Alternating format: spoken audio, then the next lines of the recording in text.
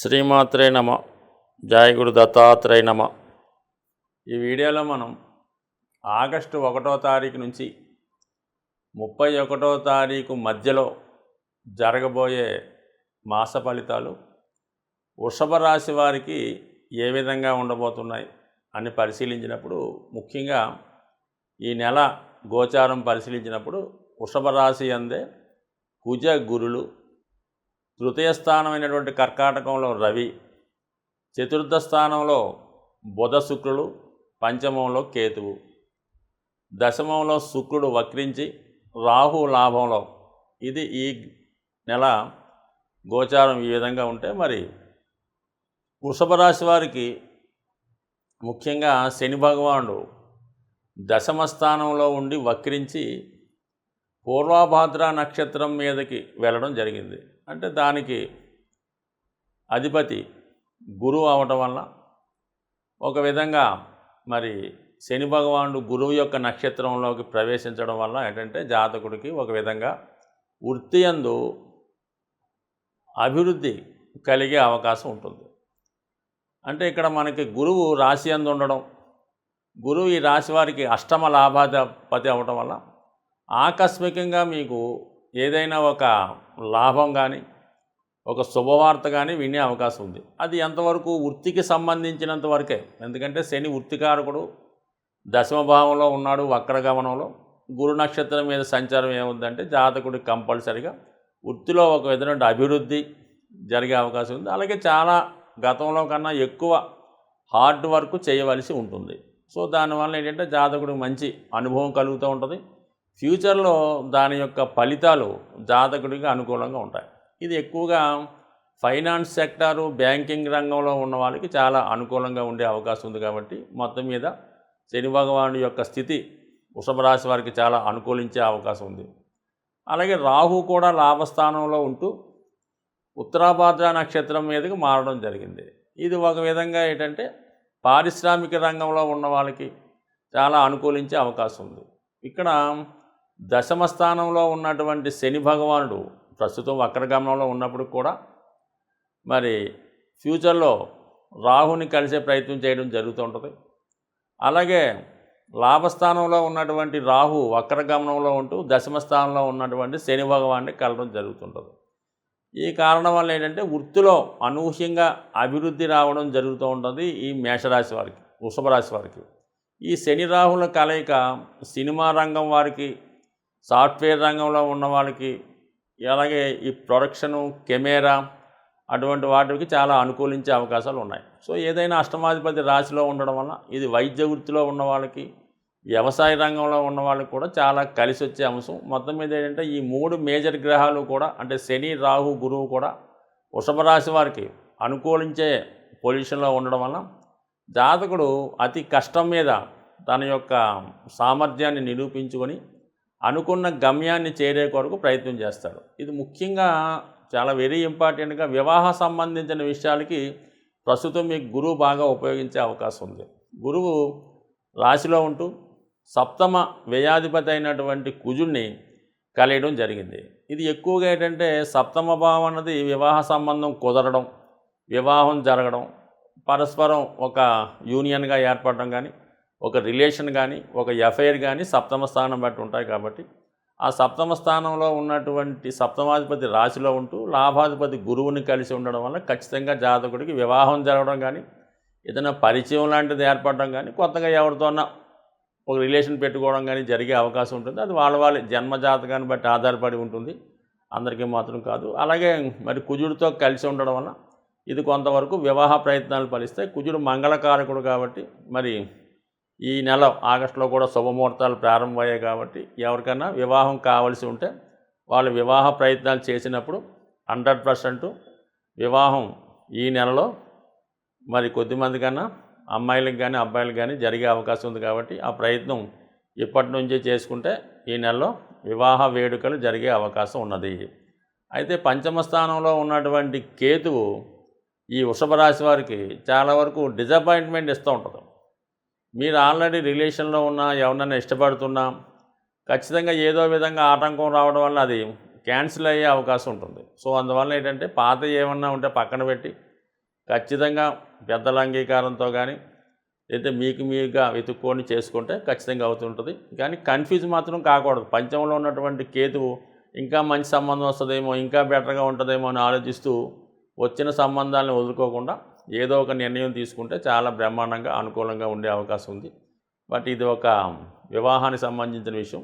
అలాగే గృహ నిర్మాణం కానీ సొంతంగా స్థలం కొనుక్కొని ఇల్లు కట్టుకునే వాళ్ళకి కూడా ఈ నెల చాలా అనుకూలంగా ఉంది. కాబట్టి ఏదైనా కొత్తగా వ్యవసాయం చేద్దాం అనుకున్న వాళ్ళు, కొత్తగా వ్యాపారం ప్రారంభిద్దాం అనుకున్న వాళ్ళు, ముఖ్యంగా వ్యవసాయ సంబంధించిన ఉత్పత్తుల యొక్క వ్యాపారం చేద్దాం అనుకున్న వాళ్ళకి ఇది ఖచ్చితంగా అనుకూలంగా ఉంటుంది. అలాగే డైరీ ఫారం, అలాగే కోళ్ల ఫారం లాంటి వాళ్ళకు కూడా ఇది కొంత అనుకూలించే అంశంగా భావిస్తాం.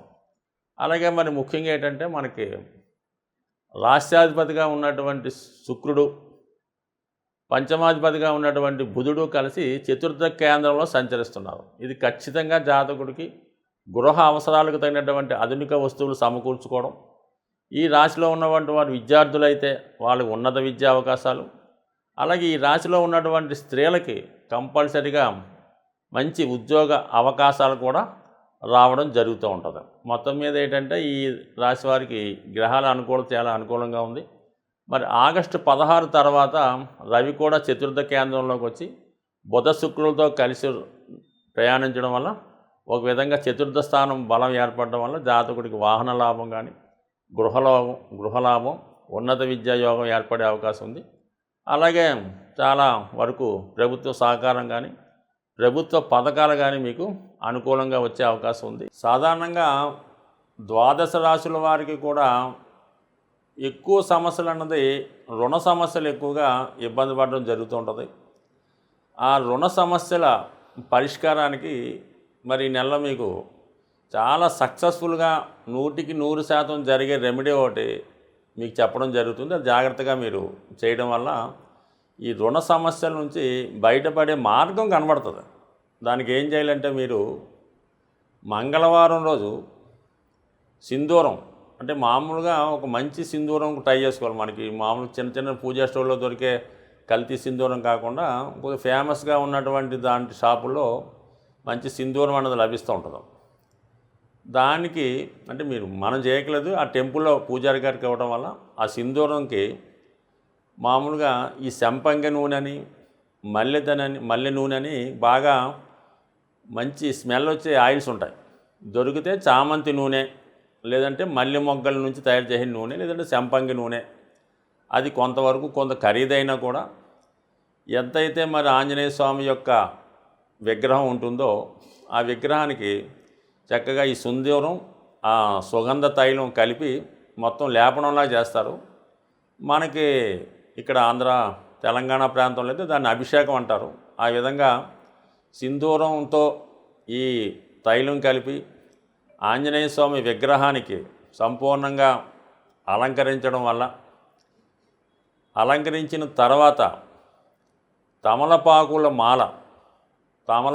మాల స్వామికి అర్పించిన వల్ల ఖచ్చితంగా మీకు దాని తర్వాత ఏం చేయాలంటే మీరు అది ఆలయమైనా, బయట ఉన్నటువంటి ఆంజనేయ స్వామి ఆలయమైనా 108 ప్రదక్షిణలు చేయవలసి ఉంటుంది. ఎలాగా? చాలా అతి వేగంగా ఆంజనేయ స్వామి ఎంత వేగంగా ప్రయాణిస్తాడో మీ యొక్క ఓపికను బట్టి 108 ప్రదక్షిణలు అతి శీఘ్రంగా చేయడం వల్ల మీలో ఒక శక్తి ఆవహించి రుణ సమస్యలు ఉన్న వాళ్ళకి రుణ సమస్యలు తీరే మార్గం కనబడుతుంది. అలాగే ఉద్యోగ ప్రయత్నం కూడా దీనివల్ల ఫలించే అవకాశం ఉన్నది. సో ఇది స్త్రీలకి కొంతవరకు ఇబ్బందికరంగా ఉంటే, స్త్రీలైతే పౌర్ణమి రోజు పొద్దున్న నుంచి సాయంకాలం దాకా ఉపవాసం ఉండగలిగిన వారు ఉపవాసం, లేని వాళ్ళు ఏదైనా ఫ్రూట్స్ లాంటివి తీసుకొని, మరి పౌర్ణమి నాడు వెన్నెల ఎక్కువగా ఉంటుంది కాబట్టి వెన్నెల అంటే చంద్రోదయం అయిన తర్వాత వీలైతే మీరు తెలుపు రంగు వస్త్రాలు, మామూలుగా ట్రెడిషనల్ వస్త్రాలు అవ్వచ్చు, మామూలుగా మీరు లోకల్గా వేసుకున్నటువంటి పంజాబీ డ్రెస్ లాంటిది కూడా అవ్వచ్చు, తెలుపు రంగు వస్త్రాలు ధరించి అమ్మవారికి పాయసం నైవేద్యంగా పెట్టాలన్నమాట. పాయసం నైవేద్యంగా పెట్టి అదే వెన్నెల్లో కానీ లేదంటే అమ్మవారి దగ్గర లలితా సహస్రనామాన్ని సంపూర్ణంగా పారాయణ చేసి ఆ యొక్క ప్రసాదాన్ని కేవలం మీ యొక్క కుటుంబ సభ్యులు మాత్రమే సేకరించడం వల్ల కూడా మరి మీకు వివాహ సమస్య ఉన్నా, రుణ సమస్యలు ఉన్నా కంపల్సరీగా మీకు దాని నుంచి బయటపడే మార్గం కనబడే అవకాశం ఉన్నది. సో ఇది ఒకటి వివరంగా చేయండి.